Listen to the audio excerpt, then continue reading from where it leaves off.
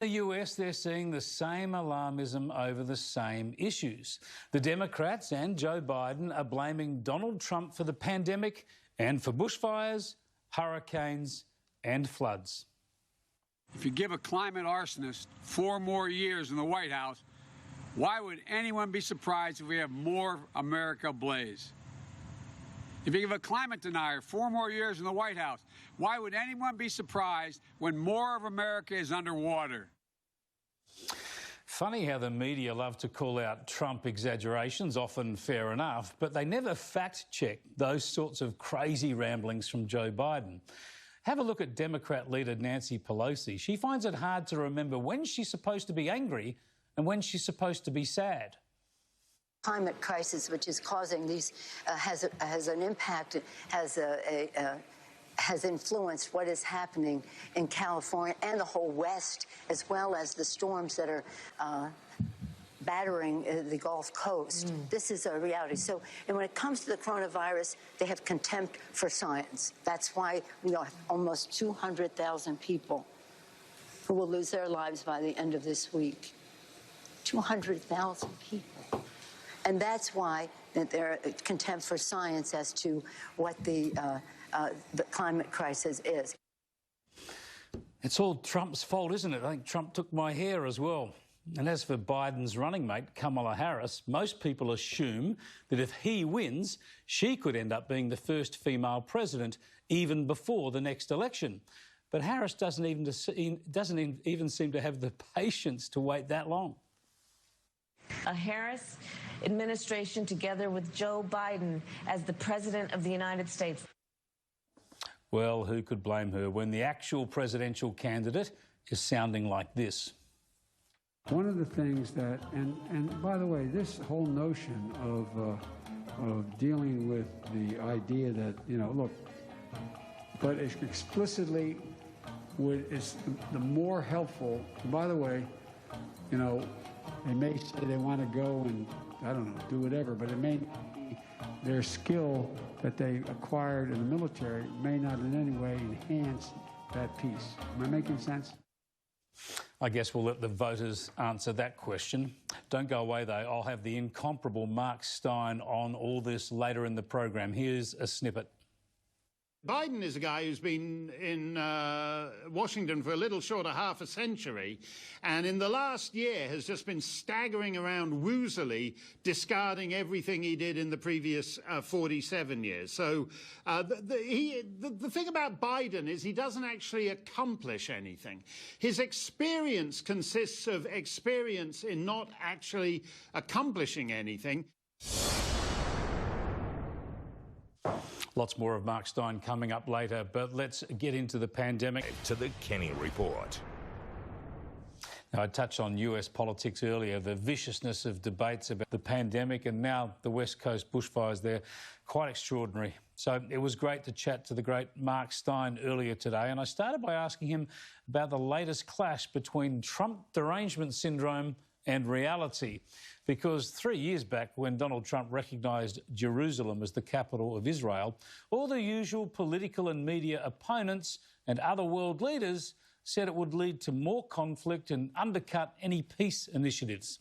Yet, what did we see yesterday? Donald Trump overseeing the establishment of peace deals between Israel and 2 Arab states, Bahrain and United Arab Emirates. It looks like Trump has confounded his critics yet again. Yeah, they said that the Jerusalem embassy move was provocative. In fact, it didn't provoke anything except this sudden outbreak of peace among various unlikely parties. I'm not sure how much difference that actually makes on the ground in terms of November's election, but it actually does show that when you discard the conventional wisdom, if you recall when Trump was impeached, he was basically impeached because some of these striped pants diplomats with their bow ties tied up a bit too tight, the strange creatures who'd been at the State Department in Foggy Bottom for decades, felt that it was somehow impertinent that the people should be able to change foreign policy by changing their elected leaders. In this case, the conventional wisdom that survived through the Obama administration was in fact incredibly bad for America and incredibly bad for the world. And ditching that conventional wisdom of the professional diplomatic class has actually been good for America and the world. And it just also exposes Joe Biden's weakness. He says he's always supported Jerusalem as the capital, but that Trump was wrong to do it, but he won't unwind it. So he's just got to bob each way. Yeah, and that's like everything. North American Free Trade Agreement, he was all in favor of that. He accidentally said that the new agreement, Trump scrapped that and replaced it with a new agreement. He actually says the new agreement is better. So after Trump's done it, he's on board with it.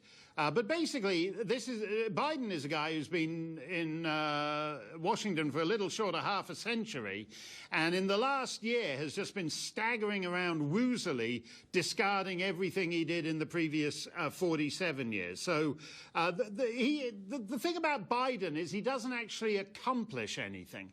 His experience consists of experience in not actually accomplishing anything. Yes, he might have been theoretically, ideologically in favor of Jerusalem being the capital of Israel, but would he have done anything about it? No, because you push against him, as I think Field Marshal Earl Haig said of Lord Stanley, he bears the imprint of whoever last has sat upon him.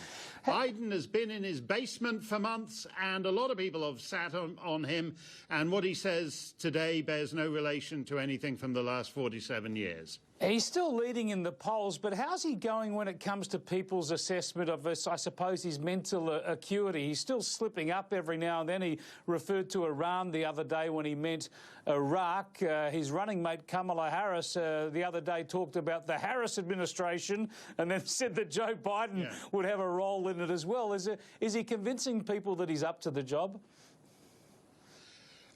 Well, Kamala Harris rather gave the game away. They're not supposed to say that, but the impression she left when she said, I think the Harris administration with a special appearance by Joe Biden seemed to imply that she would be updating the Westminster model, where Joe would be allowed to be a kind of ceremonial governor general and cut the ribbon at this or that fate every so often. And in effect, Kamala Harris would be running the show. I mean, I could well see why she might be interested in that, but I wouldn't actually recommend saying it out loud until the third week of January or so. I think you'd best keep it under wraps till then. Indeed. Look, when it comes to those horrible bushfires on the West Coast in Oregon and in California, at least 35 people dead, shocking bushfires like we had in Australia last summer, but we've had the same crazy, insane overlaying of this with climate change politics. Now, Joe Biden said the other day that if you re-elect Donald Trump, you'll get more wildfires and more flooding in the US. Are people buying this sort of craziness? Yeah. What happened to the fact checkers at the New York Times and the Washington Post? Yeah, well, he promised that your suburbs, if you live in the suburbs, you're either going to burn, you're going to be flooded, or you're going to be swept away by hurricanes. There may have been a fourth, there may have been a plague of locusts in there somewhere, but basically all these apocalyptic scenarios are going to be afflicting American suburbs. The fact actually is that the apocalyptic scenarios are caused by liberal policies. I happen to be, in my New Hampshire capacity, a small and fitful tree farmer. And people think that, a bunch of trees is just a bunch of trees. They grow up and you don't do anything. If you don't manage the forest floor, and you don't clear it out, it's full of kindling, and basically it's like when a fire breaks out in the forest that you don't manage, that you don't clear. It's like being surprised if you leave kindling all over your living room floor and then you're surprised when your house burns down. Basically, liberal policies have controlled the western forests of America for the last 30 years, especially on federal land. And if you notice, if you're watching from up on planet Zongo with your binoculars, you notice that they mysteriously stop at the Mexican border and also at the Canadian border. And the choice for liberals The choice for progressives, the choice for the left, is whether you want actual virtue signaling unto death. Are you prepared to virtue signal about climate change so much that your big fancy house in California burns to the ground? Are you prepared to virtue signal about Black Lives Matter so much that you're prepared to let your business be burned down? It's basically the choice for the left is, do you want to virtue signal until the death and destruction of everything that matters to you?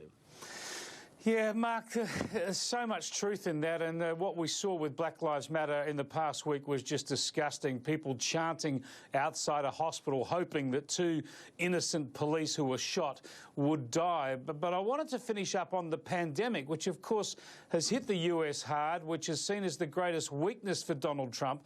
But we are starting to see around the world, at least to some degree, that perhaps locking down countries, locking down cities like Melbourne in Australia on the basis of very few deaths as a percentage of the population doesn't actually protect you.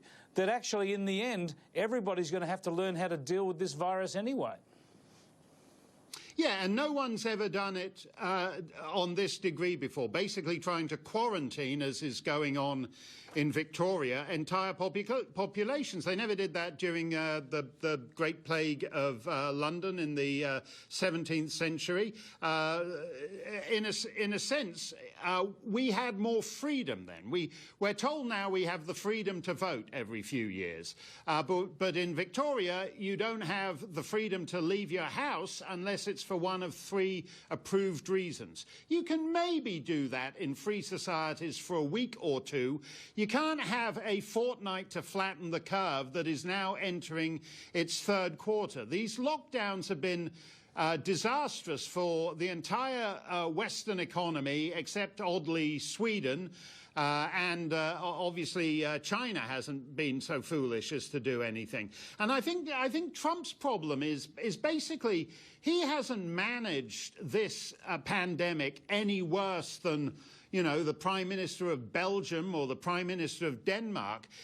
In a sense, he's caught on in a trap because his rhetoric on it has been more COVID scoffing than his actual policies. And it is hurting him with certain demographic groups. Whether that makes the difference on November the 3rd, I don't know. But in fact, as a practical matter, Europe and other parts of the world are moving closer to Trump's attitude to lockdown and things. Lockdown has basically failed, and mortgaging everything to, you know, a professional alarmist class like that idiot professor at Imperial College in London, that's not the answer. It doesn't work. To these kinds of situations. Mark Steyn, you're a purveyor of fake news. There's actually 4 reasons they can use you leave the house. Thanks so much for joining us and cutting through with some uncommon common sense. Okay, thanks a lot, Chris. He is fantastic, Mark Steyn, isn't he? If you don't think you get enough chance to read him or see him in Australia, go to his website, Steyn Online. Google Steyn Online. Now, we've talked a bit about the presidential contest today. We've just got time to squeeze in a little bit from President Donald Trump himself today. He's been focusing today, talk about over-egging things and exaggerating things. He's very bullish on a vaccine being available soon and a plan to distribute that right across the US and eventually the world. We're on track to deliver and distribute the vaccine in a very, very safe and effective manner. We think we can start sometime in October. We'll be able to distribute at least 100 million vaccine doses by the end of 2020 and a large number much sooner than that. If it's a good vaccine, if it works, then all power to him. But I got a feeling he's got his eye on the first week in November as the deadline to get this out and about. We'll see. After this break, Anna Rawlings will bring you up to date with all the day's news. Then don't miss Peter Cretland, that Victorian Treasury economist I told you about, Sanjeev Sublock. She's talking to him. I'll see you tomorrow.